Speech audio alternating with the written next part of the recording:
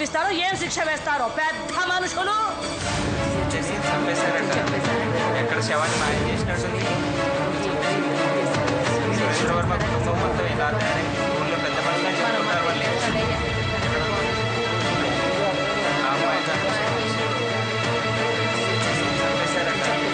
ఎక్కడ శవాన్ని మాయం చేసినట్టుంది. అంతా వినండి. మన గ్రామ పెద్ద సురేంద్రవర్మ గారి రెండో కుమారుడు మాధవ్ వర్మ తన భార్య సత్యని మా అక్క విషయంలో ఆయన ఏం తప్పు చేయలేదు.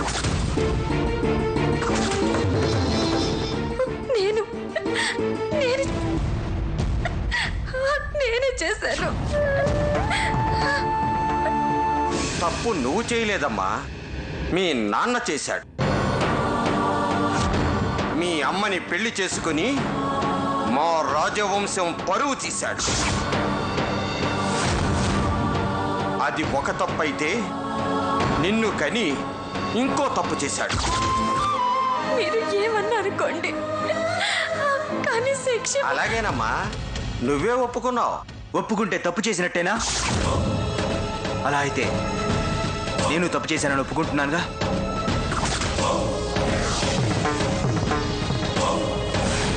నాకు వేయండి శిక్ష.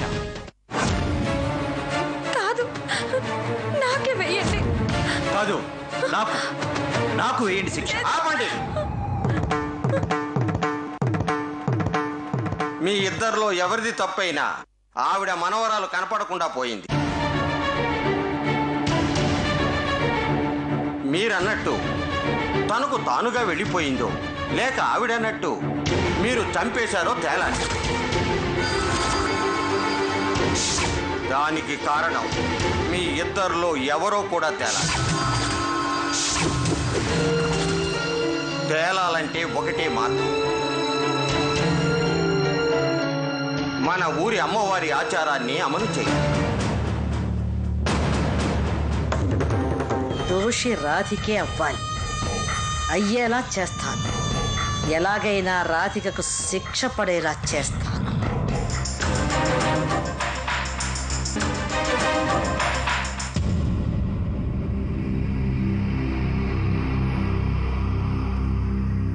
ఇళ్ళలగ్గానే పండగ కాదు, దీపం వెలిగించగానే పూజ అవ్వదు.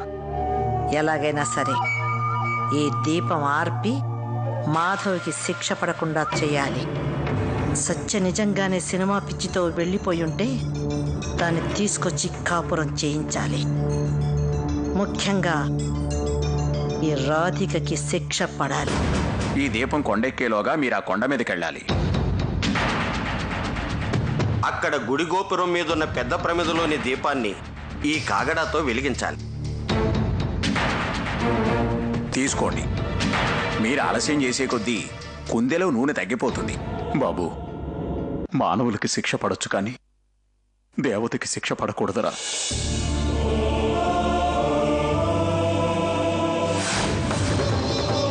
తను నీ ప్రాణాలు కాపాడిన దేవత.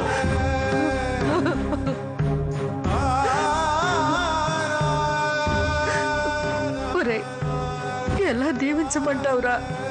అసలు ఈ పరీక్షలేమిటో పరిస్థితులేమిటో నాకేమీ అర్థం కావటం లేదురా. ఓడిపోతానా బామ్మ?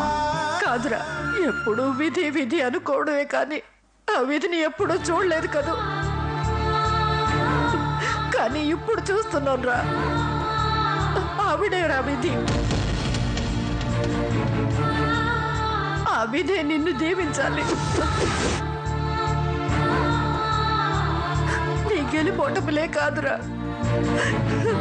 నీ జీవితం మొత్తం ఆ విధి చేతుల్లోనే ఉంది. వెళ్ళు, వెళ్ళి ఆవిడ్ని దీవించమను. ఏం దీవిస్తుందో వెళ్ళరా, వెళ్ళు.